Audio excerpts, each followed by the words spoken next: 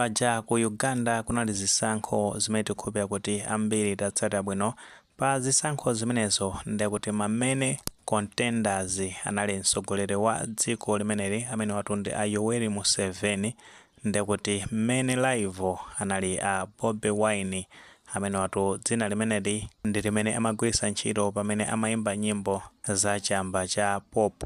Mbuyomo kumano zina lawo lenileni la pansonkho ndikuti ndi a Robert Kyagulanyi. Ndipo tengera ndi bungwe limene limayendetsa chisankho kumene ku Uganda akunena zona kuti mtsogoleri wa dziko kumeneko a Museveni ndi amene apambana, iwo akuti apeza 72% pambuyo pake ndikuti pabwerano Bobi Wine ndi 24%. Kumano tu ngakhale izi zili chomwechi Bobi Wine akhala kutsutsa kunena zona kuti zotsatira za chisankho zimenezo ndi zoti sizolondola, achita kubera chisankho chimenecho makamaka potengeranso kuti mbuyomo chisankho chisanachitike anthu asanavote kunapezeka zona kuti aboma kumeneko anazimisa intaneti. Ndi amanena zoti kuzimisa kwa intaneti kumeneko amachitira dala ndi cholinga choti abere chisankho, of which ndikuti ambali aboma amanena zona kuti anazimisa dala pofuna kuti apewe kufalisidwa kwa uthenga wabodza.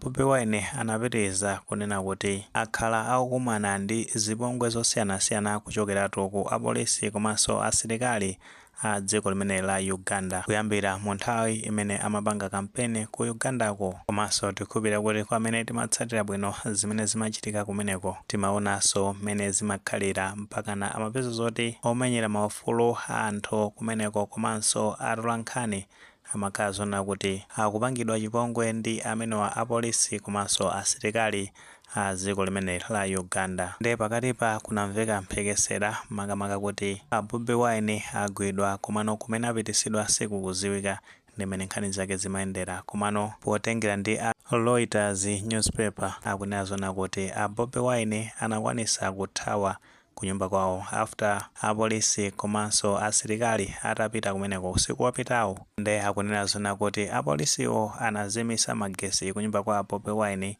komanso kuphwanya ma CCTV camera muthanso kuona ma footage amene zithunzi zake zikuyenda pa screen panopo. Ndi akuti manebazi a Bobi Wine anafotokozera a Reuters newspaper kuti apolisiwo atafika kunyumba kwa Bobi Wine ndi kuti akwanisano tseka kunyumba kwa amene wa Bobi Wine ndi kuti achibale ena komanso mkazi wa Bobi Wine ndi kuti ayikidwa under house arrest kumeneko kunyumba kwawo. Ndipo Bobi Wine anasimikizira uthenga umenewo polemba pa tsamba la X. Titha kuonanso zimene akuyankhula Bobi Wine mukafuteji aka kenako noti ipitirize nkhaniyi. Fellow Ugandans, my name is Kyagulanyi Ssentamu Robert, also known as Bobi Wine. Today is Saturday, the 17th of January 2026, and the time is 9 a.m. in the morning. My wife and I have been under house arrest since the 15th of January when we had elections, and yesterday our house was raided by some police officers together with a number of other unknown individuals in plain clothes. They used ladders to climb over our fence. They cut off our electricity, they cut off our cameras, and they were being assisted by a helicopter that was hovering in the sky of our compound and providing them light as they were doing what they were doing.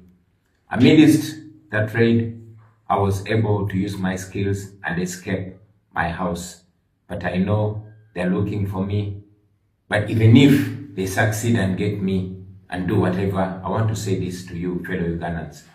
First and foremost, we reject whatever is being declared by Mr. Byabakama, because those so-called results that they're declaring are fake and they don't in any way reflect what happened at the polling stations or what is at the declaration forms. And therefore, those results, the so-called results, are fake. Chabwino taona pamenepo komanso tamva zimene akuyankhula angosimikizira za zimene akumana nazo kumeneko ndipo mmene akwanisira kuchoka kumeneko. Ndenso kumeneko kunatuluka malipoti amene amanena kuti pa tsiku limene amavota anthu atamaliza kuvota kunabuka chimpwirikiti pakati pa apolisi komanso osatira a opposition mpaka zinapeza zoti apolisiwo anaombera anthu okwana 10 ndi mwa anthu amenewo akuti anthu 7 ndi amene anafera pomwepo komano anthu 3 anangovulala. Komano phungu wa nyumba ya malamulo wambali yotsutsa boma amene watu ndi Muwanga Kivumbi anafotokoza kunena zonoti anthu 10 onsewo anaphedwa nthawi yomweyo. Zimene zitu sizachilendo kwenikweni potengera kuti mu nyengo ya kampeni Bobi Wine amakhalanso akukumana ndi zinthu ngati zimene apolisi amakhala onena kuti akuwatchingira pamene akapanga kampeni komanso kuwaponyera matiye gasi ndi zina zotero mpaka tinaona kuti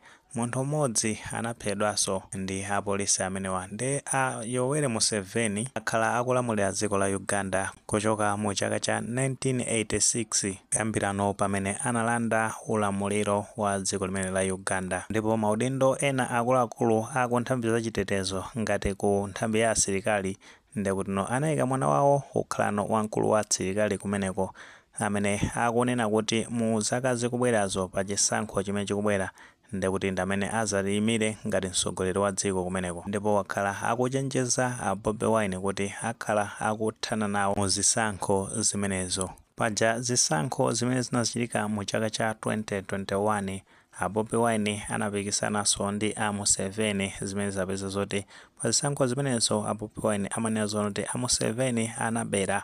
Paja Museveni anazapambana ndi 58% ndipo maiko ambiri anazuzula dziko limene la Uganda mmene anayendesera zisankho kumeneko kuti sizinali free no fair kuphatikizapo ndikuti dziko la America. Zisankho zimene za ku Uganda sizikusiyana kwenikweni zochitika zake ndimene zinayenderanso zisankho za ku Tanzania. Paja ambali yotsutsa boma amakhala zonati apangidwa suppressed ndi aboma mene zimakhalira. Nkutheka tomwe ndi maganizo pa nkhani imeneyi pamene tikufotokoza kunena zona kuti Yoweri Museveni ndi amene alengezedwa kuti apambana pa chisankho chimene chinachitika ku Uganda. Ngati maganizo amenewo alipo mutha kufotokoza comment section koma molemekeza maganizo anzathu. Sewole panga like video imeneyi komanso panga subscribe channel chimene cha Fox Malawi News 18 ndicho ngati nkhani zambiri zikamachitika ndi kuti zitha kupezani mosavuta.